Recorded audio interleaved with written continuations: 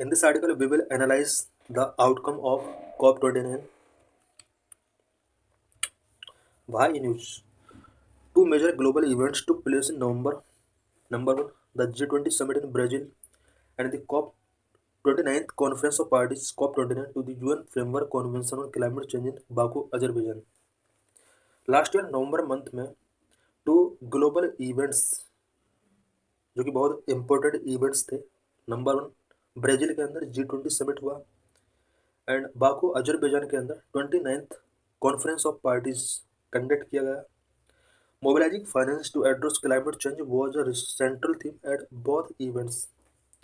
G20 summit Brazil and COP29 दोनों summits का जो सेंट्रल थीम रहा वो क्लाइमेट चेंज को एड्रेस करने के लिए फाइनेंस मोबिलाइज करना रहा। इट मीन्स यहाँ पर फाइनेंस पर फोकस किया गया। COP29 of UNFCCC was ended with a climate finance goal where developed countries are to provide $300 billion annually by 2035।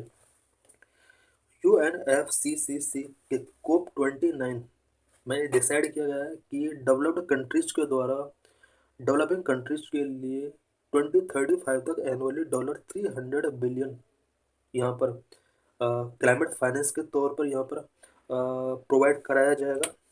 However, this is far from what the developing countries need. But developing countries का जो need था वो बहुत ज़्यादा है। But ये जो developed countries के द्वारा $300 का जो प्रोविजन किया गया है काफ़ी लैज है। Study released before COP29 indicate that the world was already 1.49 degrees Celsius warmer than pre-industrial levels by the end of 2023। COP29 के समिट से पहले एक स्टडी रिलीज किया गया था। स्टडी के अकॉर्डिंग वर्ल्ड 1.49 डिग्री सेल्सियस तक वार्म हो चुका है on the basis of pre industrial level.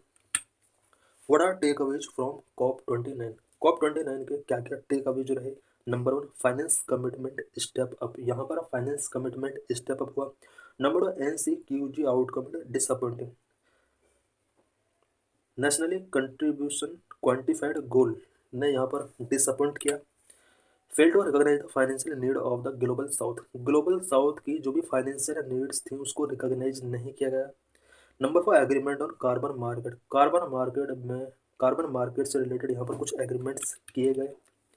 Number of finance commitment step up. COP29 saw the finance commitment step up from the earlier commitment of $100 billion a year to $300 billion a year। COP29 के अंदर कुछ finance commitment को step up किया गया।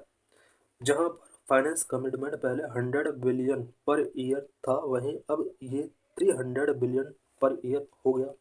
However, this is far from what the developing countries need to address the climate change as one of the greatest threat and challenge of our time। Climate change जो कि एक greatest threat है,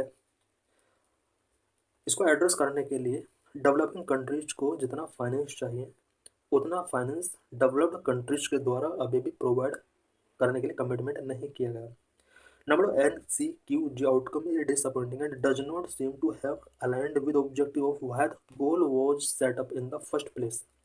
NCQG जो develop किया गया था, इसका जो ऑब्जेक्टिव था, इस ऑब्जेक्टिव के अकॉर्डिंग यहाँ पर वर्क नहीं किए जा रहे। NCQG के ऑब्जेक्टिव को या गोल को अचीव करने के लिए उतने एफर्ट इससे रिलेटेड नहीं किए गए। Failed to recognize the financial need of the global south, it clearly bypassed the principles of equitable burden sharing and climate justice as it failed to recognize the financial need of the global south। Principal of equitable burden sharing, जिस country का global emission में जितना role है उसका financial support भी उतना ही ज़्यादा होना चाहिए। This is known as principle of equitable burden sharing.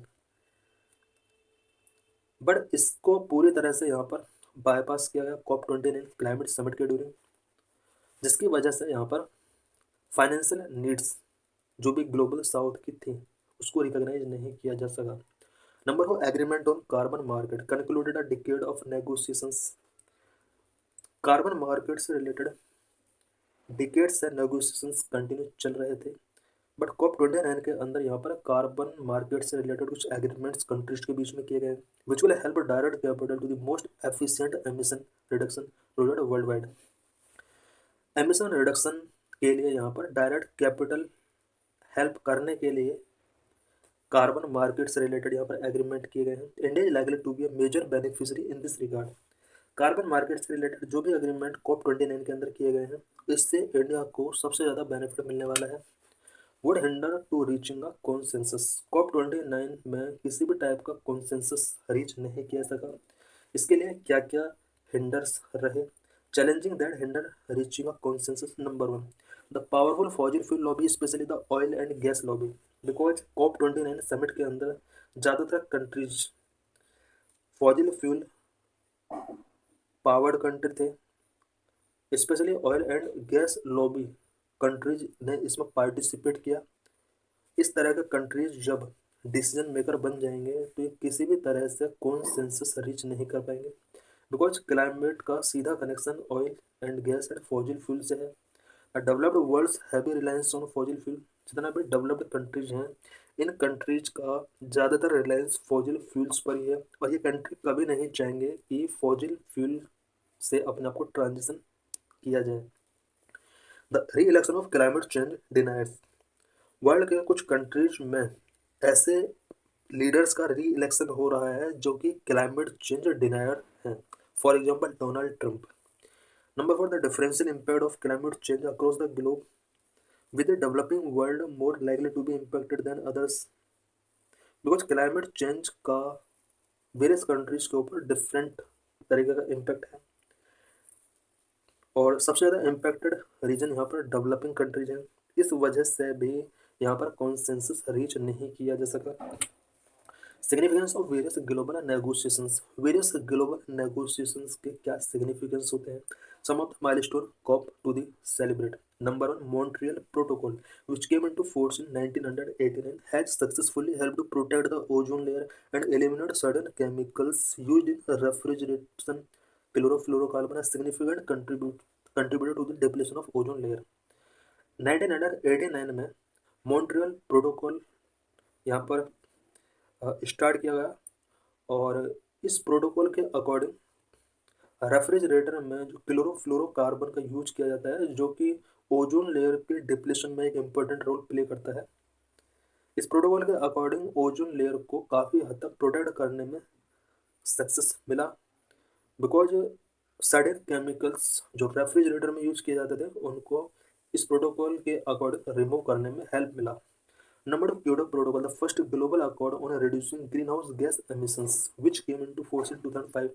2005 में ग्रीन हाउस गैस एमिशंस को रिड्यूस करने के लिए first global accord Kyoto protocol था, जो कि 2005 से स्टार्ट किया गया। It means green house gas emission से रिलेटेड पहला जो समिट हुआ वो क्योटो प्रोटोकॉल का समिट था, 2005 में इसको स्टार्ट किया गया था। Number three, Paris Agreement 2015, a consensus on limiting global warming to 2 degrees Celsius with revised national target every 5 years. Global warming को 2 डिग्री सेल्सियस तक लिमिट करने के लिए पेरिस एग्रीमेंट 2015 में कॉन्सेंसस यहाँ पर मेकिंग किए गए, और एवरी 5 ईयर्स में नेशनल टारगेट को रिवाइज करने का यहाँ पर प्रोविजन किया गया।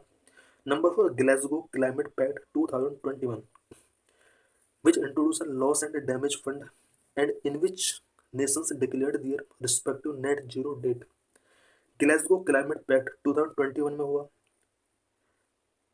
इस पैक्ट के अंदर लॉस एंड डैमेज फंड का प्रोविजन किया गया, जिसमें हर कंट्री को ये डिक्लेयर करना था कि वो अपना नेट जीरो का टारगेट किस ईयर तक अचीव कर लेगा।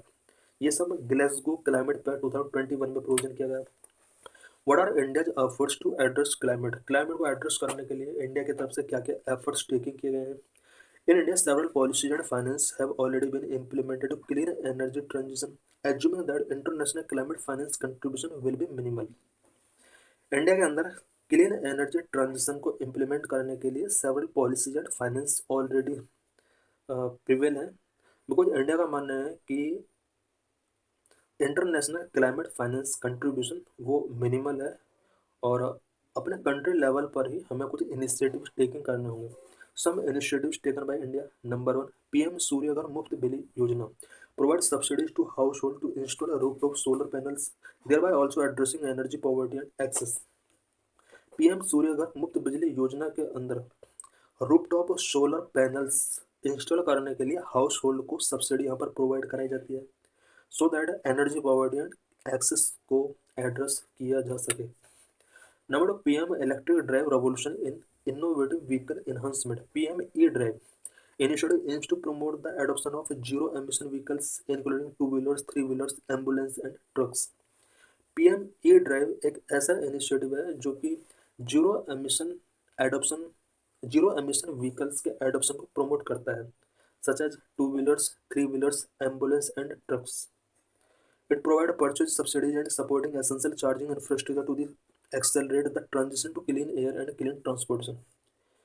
Clean air and clean transportation में अपने आप को ट्रांजिशन करने के लिए PM E drive initiative essential charging infrastructure provide कराता है.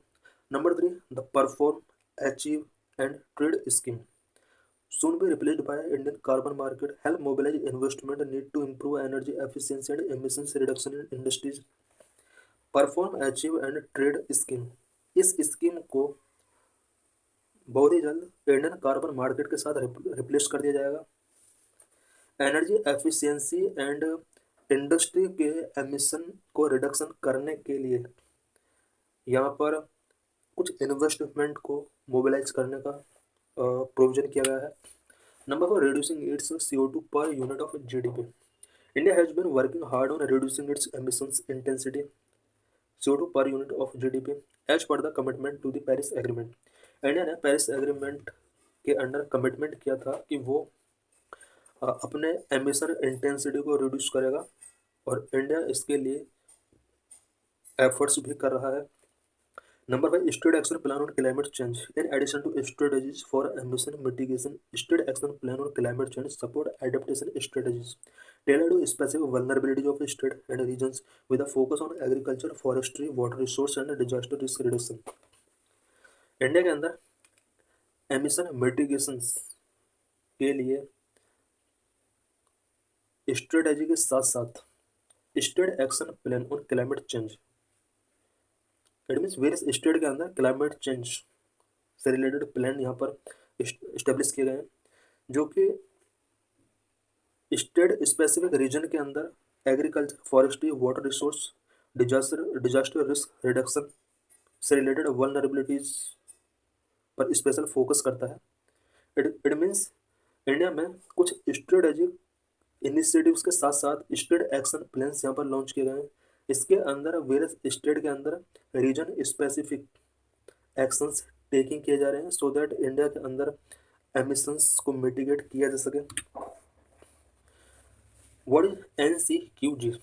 The new collective quantified goal is a financial target to help developing countries fight climate change. Climate change से फाइट करने के लिए डेवलपिंग कंट्रीज के द्वारा कुछ फाइनेंशियल टारगेट यहाँ पर सेट किए गए हैं. इट मीन जितने भी डेवलपिंग कंट्रीज हैं, इन सभी डेवलपिंग कंट्रीज ने एक एस्टिमेशन यहाँ पर बनाया है कि हमें क्लाइमेट चेंज से फाइट करने के लिए इतना फाइनेंस चाहिए. This is known as NCQG. It was adopted at the UN Climate Change Conference COP29 November 2024. COP29 में इसको एडॉप्ट किया गया था.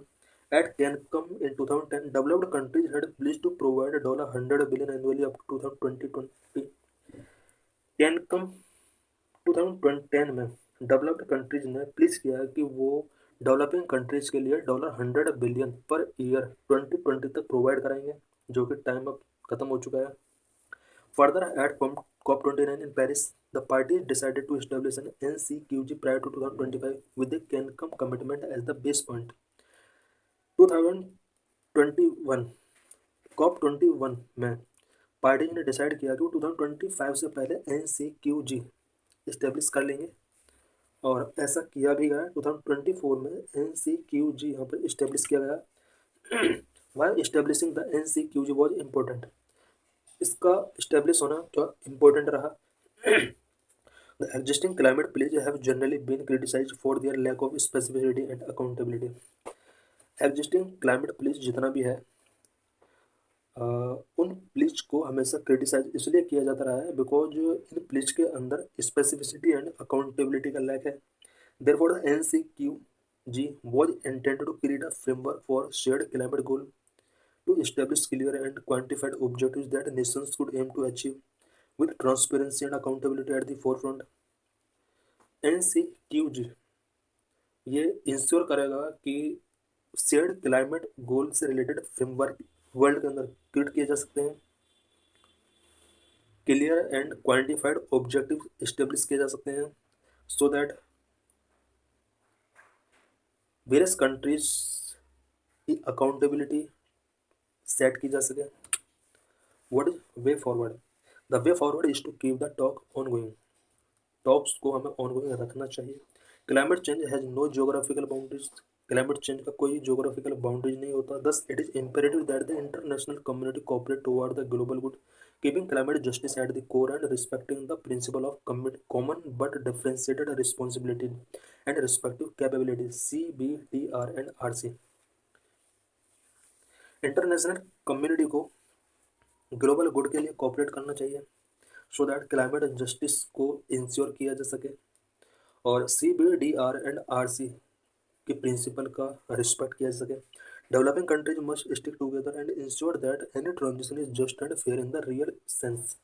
डेवलपिंग कंट्रीज को अपने आप को टुगेदर स्टिक करना होगा और ये इंश्योर करना होगा कि किसी भी टाइप का ट्रांजिशन रियल सेंस में जस्ट